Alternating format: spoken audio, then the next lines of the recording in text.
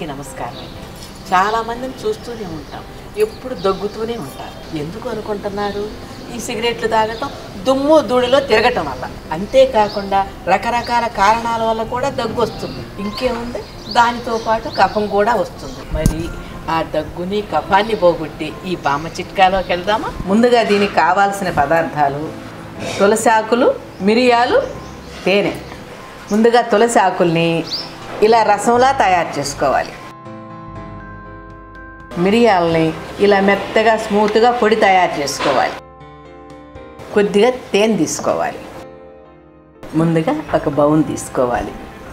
ముందుగా ఇలా తయారు చేసుకున్న తులసాకు రసాన్ని ఒక స్పూన్ వేసుకోవాలి. ఒక పావు స్పూను మిరియాల పొడి వేసుకోవాలి.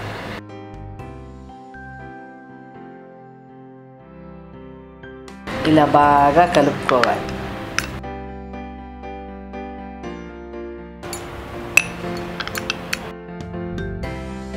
ఇలా కలిపిన తర్వాత తేనె, ఒక స్పూను తేనె కలుపుకోవాలి.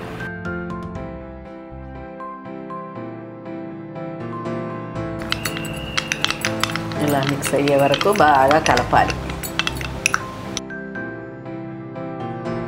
ఇలా కలిపిన ఈ మిశ్రమాన్ని ఒక వారం రోజులు ఉదయం సాయంత్రం క్రమం తప్పకుండా తీసుకుంటే మీ దగ్గు కఫం మటుమాయం అయిపోతుంది.